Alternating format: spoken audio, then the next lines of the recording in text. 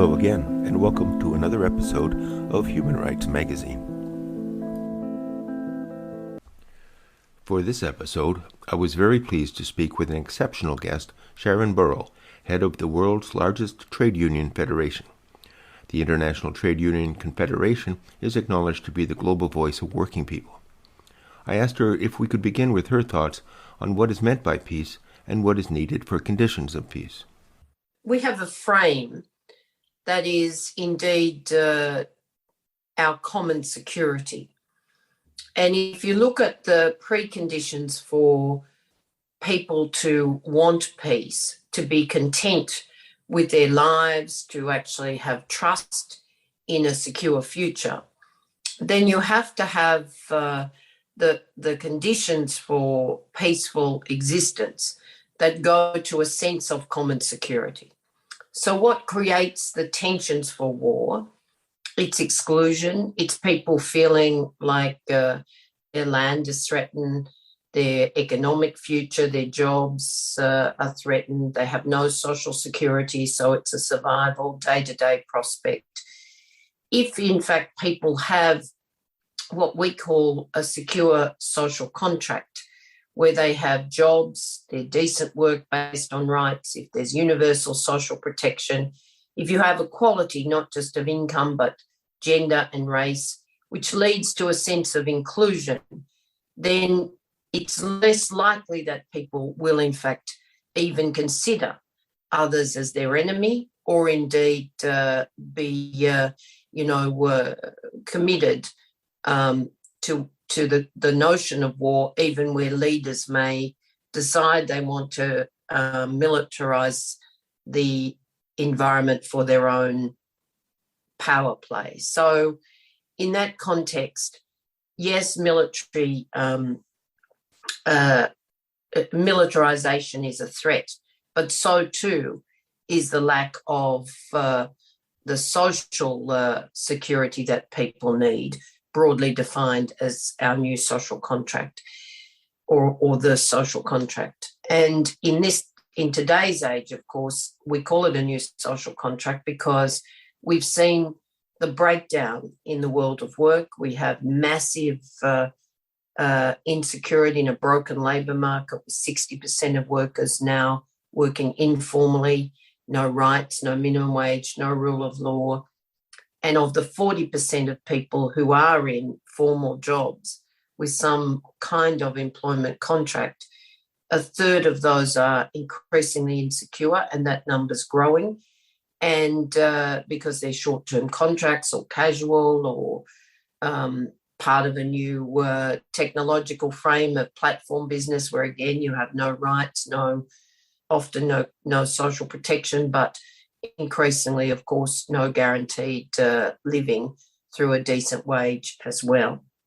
So I think if you go back for 40 years, we've seen labour income share plummet right throughout those 4 decades. That's been an underpinning of insecurity, as well as the breakdown in secure jobs, which has increased the amount of informal work.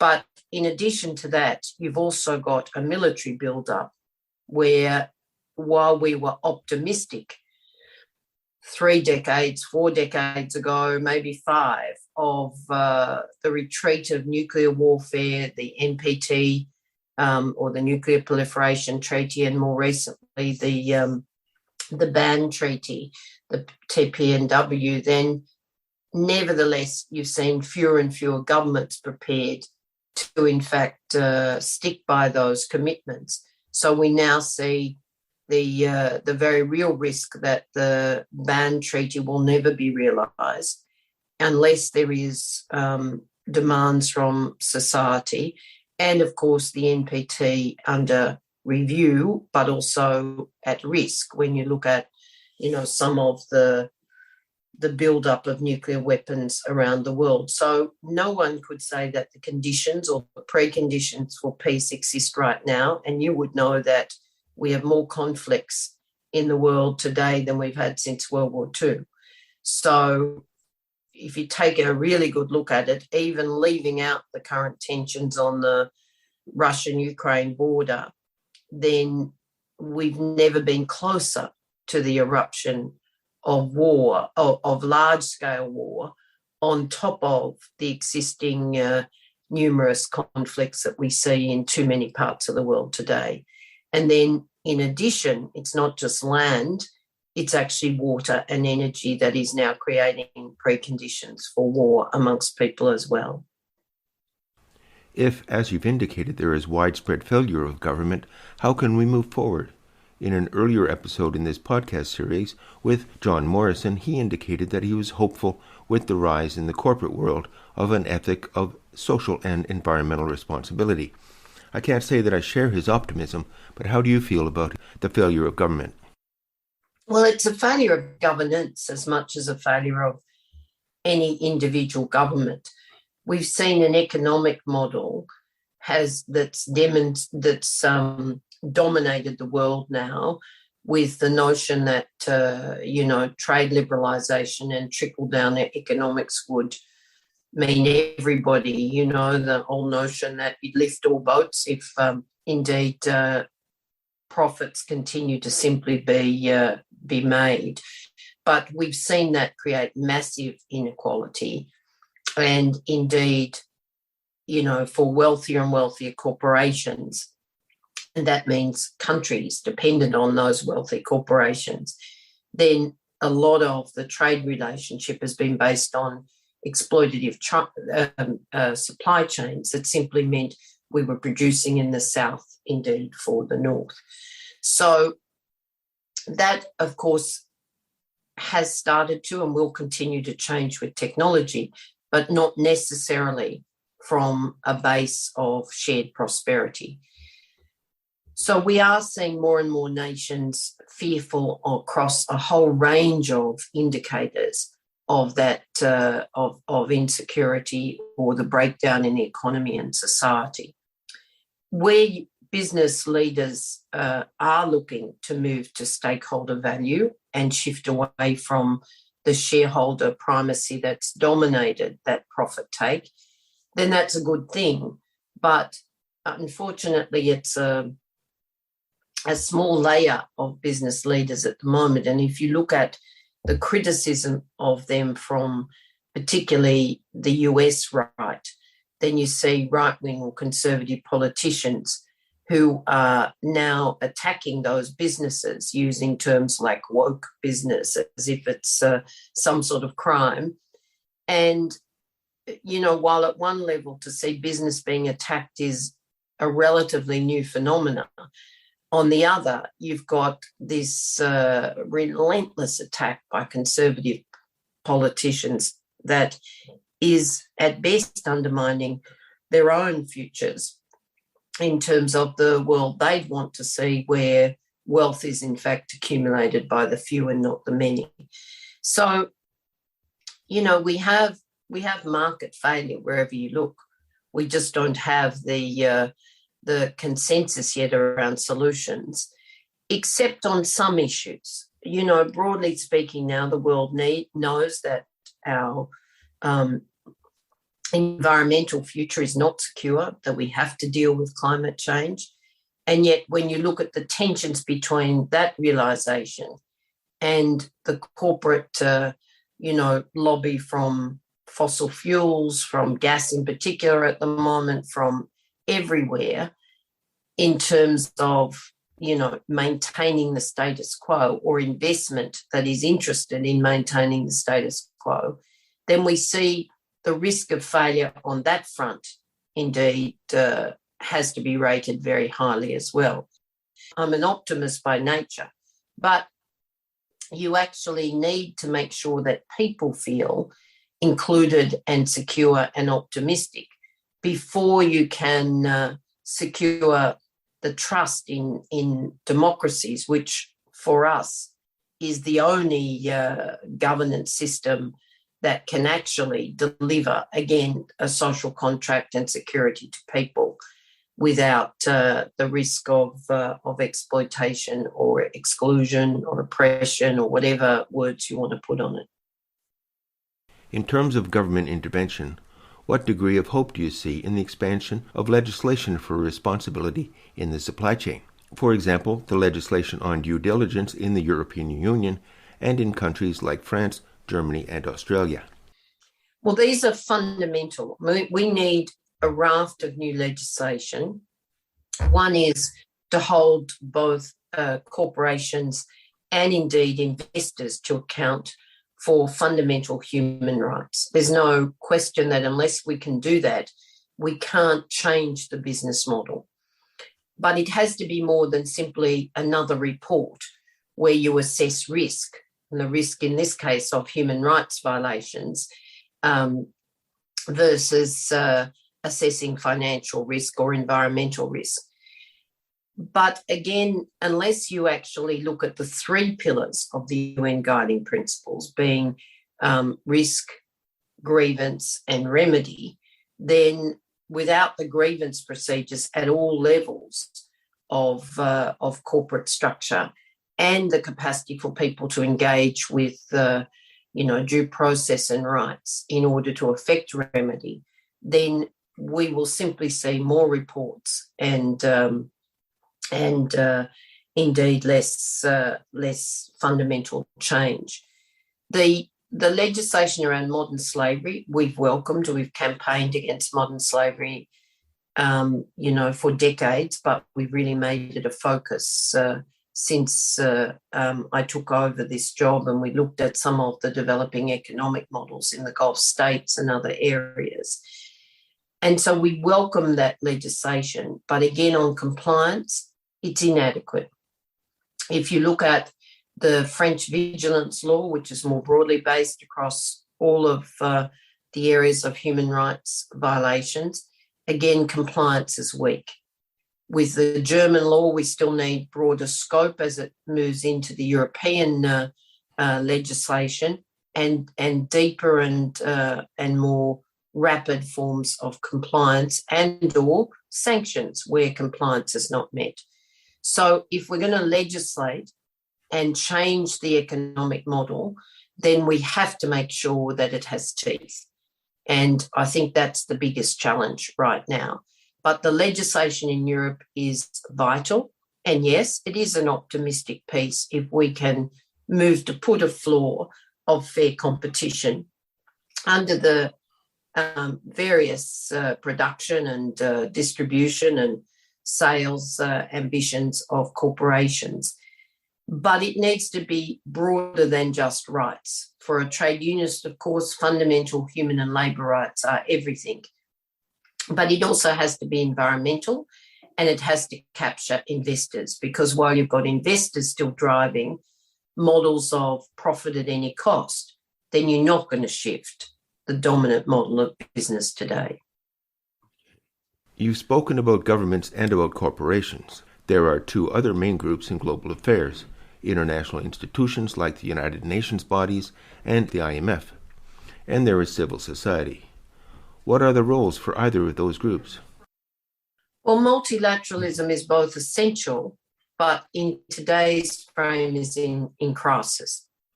If you look at the UN structures, then there's no doubt that Guterres has driven, a leadership that's based on a value set and a practicality of moving towards the stability and the inclusion of the SDGs by 2030. The SDGs with the Paris Climate Agreement are certainly a pathway towards, a zero poverty, zero carbon world.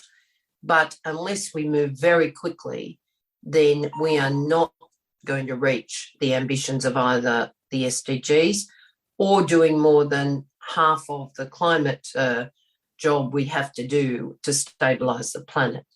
So we are in this moment where multilateralism should be the framework for coherence.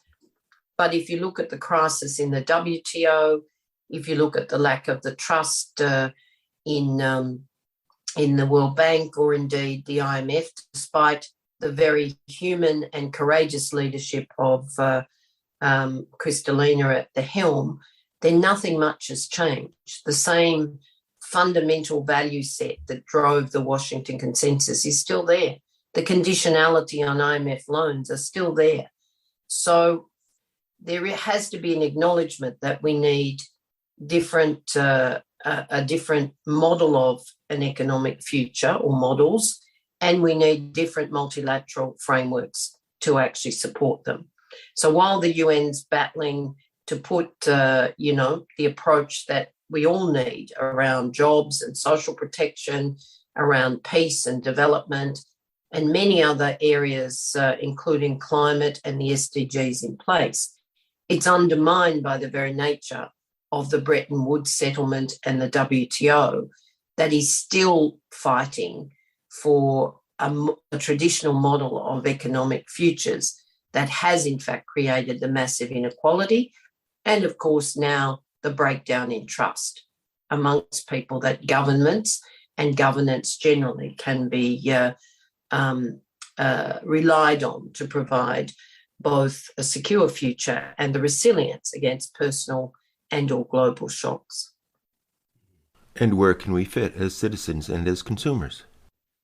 Well, as citizens, we've got battles ahead of us that have been, fought and won by our predecessors that are now very much at risk. If you think about the social contract post-World War II, and of course it didn't ever deal with a just development model for developing countries, but for the OECD nations, it did generate jobs. It did indeed support institutions like the ILO to set a global rule of law around labour rights.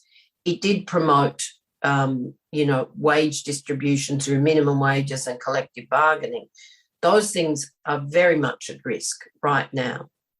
And of course, social protection was the fundamental basis of the growth of wealth and equality in countries like the Nordic countries, in my own, in Australia, and of course across Europe generally. But that's been very much under attack. And when you think that now only 55% of people have some form of guaranteed social protection, and there are many holes in that, but 73% of people have little or no social protection, then there is no resilience base which would allow people to feel the security. So if you take COVID-19 when the economies were shut down, then we had 1.6 billion people around the world who rely day to day on daily income for survival. That's taken away because they can't work or there are no customers. And you can see the impact of that. So that's the situation we are trying to repair, but it has to be rebuilt, not on the same model. It has to, in fact, be built on a model that does look to inclusion, that does look to security of employment, that does look to economic and income security. And, of course, the elements of shared security that fit into that, education, health, childcare, aged care, they have been exploded in terms of, the depiction of the underfunding of our social services, our public services that people have been, campaigning around for years. But again, relying on a corporate model, not on investing in people and sharing our wealth, has brought us to the point now of the breakdown in the social contract and the resulting breakdown in trust. So that's on the social side of it. But if you look at also the fact that governments around the world have been rearming, have been investing in increased militarisation, then we have the two, critical levers for peace absolutely undermined to the point where the world is indeed a heartbeat away from major conflicts. Given this disturbing trajectory, where do we look for hope? How do we turn things around? I believe in the power of people. Otherwise, I wouldn't do my job. And it's people who have fought oppression in all forms, who've brought about change, who've built the societies where we share prosperity through social protection, where we're committed to employment, and we must go back to being committed to full employment, with sometimes a very different definition of work.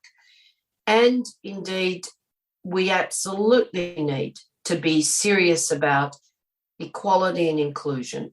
If we continue to include women or people of different races or colour or religions or ethnicity, then we are creating the barriers between humanity that actually generates a condition for conflict. So movement, people building, the values that are enshrined in the Human Rights Declaration, but our own sets of values shared around democracy, around inclusion, around equality. These are the things that with a rights-based future will rebuild that sense of a common security. Thank you for listening to this episode of Human Rights Magazine. The podcast is brought to you by the Upstream Journal. I invite you to consider supporting the program and the magazine with a contribution through PayPal as you explore other episodes.